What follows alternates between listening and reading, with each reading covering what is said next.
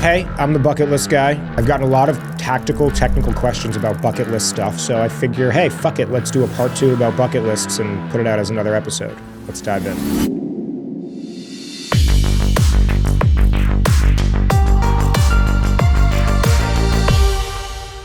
I am so freaking overwhelmed and excited that this is going places, and that so many of you, tens of thousands of you, have reached out with your lists and your comments and your DMs. First question I've gotten is, how do you avoid feeling overwhelmed by a massive bucket list, especially one with 300 items? Good question. The whole point is that it should be overwhelming.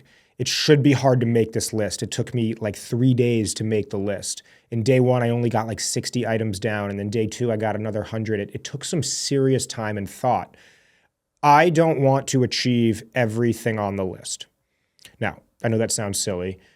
Of course, I kind of want to, but like the whole point is this is a multiple lifetimes worth of amazing, big and small things that I could do to make my life rich and beautiful and just one massive adventure. And I don't want to run out at all. So I don't know. I just don't feel overwhelmed by how big it is. I see it more as almost a grab bag of like, Jake, here's so many things that you could do to make your life amazing. If you get through 100 of them, if you get through 20 of them, you've still lived an amazing life. So the pressure's off. That's how I avoid feeling overwhelmed by it. It was just that mindset. Okay, next question. Which bucket list goal scared you the most when you wrote it down, and why did you put it on there anyway? Oh boy.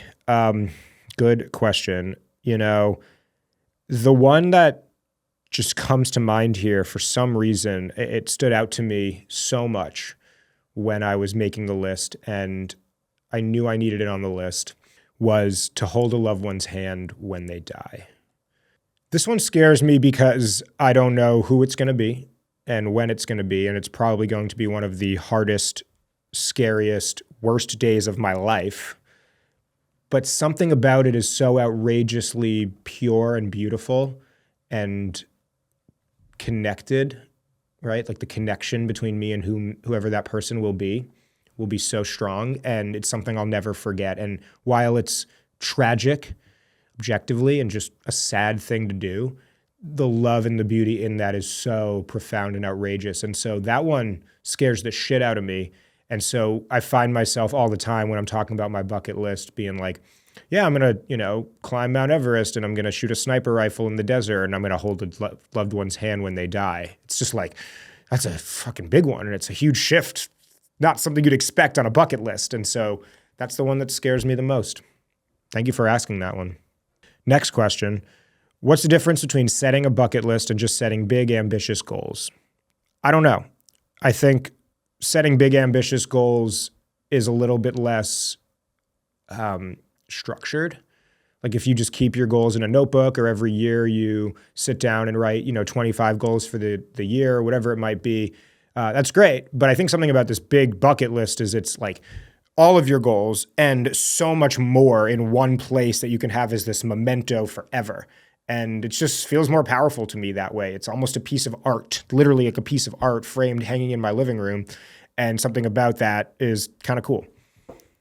Next question is, has creating such a large bucket list made you happier, or has it actually increased anxiety around doing enough?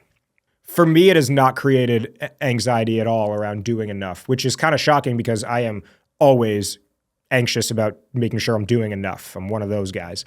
So it's just made me happier because it constantly reminds me that my life has been amazing, is amazing, and will continue to be amazing regardless of who is in it or how much money I'm making or where I'm living or whatever it is. It's this constant daily reminder that I get to just choose to have an epic life, or I can choose to have a shit life, and I'm going to choose to have an epic one. So I don't know. It just makes me happy to have it and just see all these beautiful, ambitious things on paper in one place versus feeling like it's some race to the end or not doing enough.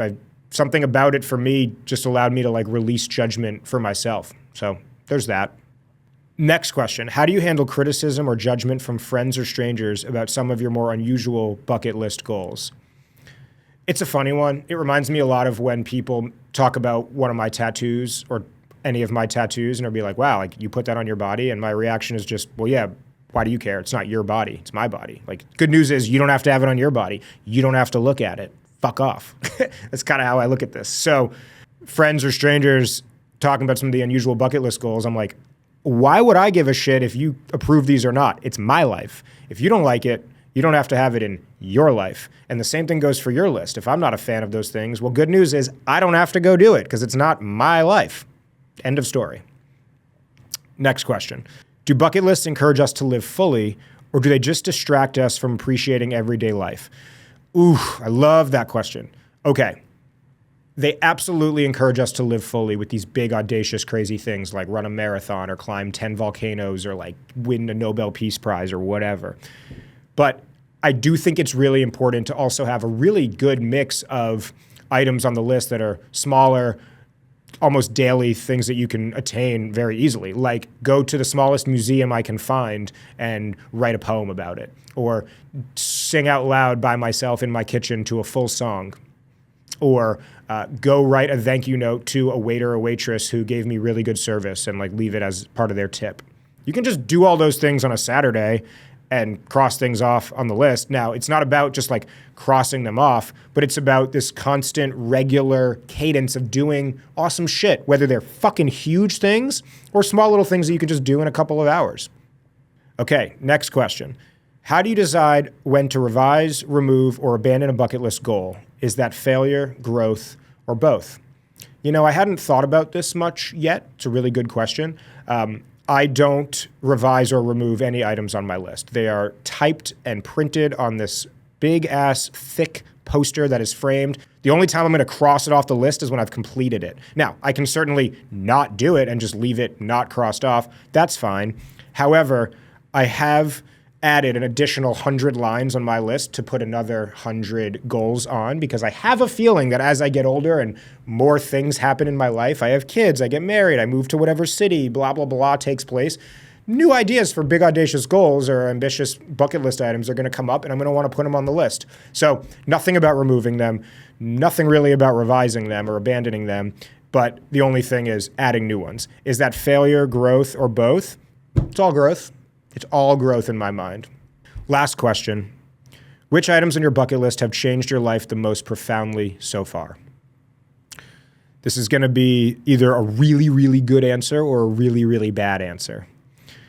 One of my items on my list was to turn the list into a 4-foot poster and hang it on my wall. It's a little bit meta. So the first item that I literally crossed off the list the day I printed it was that one, to turn this into a big poster and put it on my wall.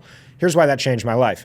Well, one, here we are. Like, I made that episode about bucket lists and that changed my life. Getting all these we got like 50,000 new followers in like a week from this episode. And I get to have this impact on so many people now and help so many people live incredible lives for themselves that are hopefully 10x more incredible than mine. That's amazing. Like, I've been elated at this recently. So that's probably how the bucket list item that's had the most impact on my life so far, and maybe will for the rest of my life. Who knows? So anyway, those were 8 awesome questions. Again, long story short, make your list. A lot of people have reached out asking to buy my list or see my list. I have shared it openly now. I was a little bit hesitant to at first, but I've now shared it openly to the world to see it. As inspiration, you can certainly copy parts of my list or steal items from my list, but at the end of the day, guys, that's my life.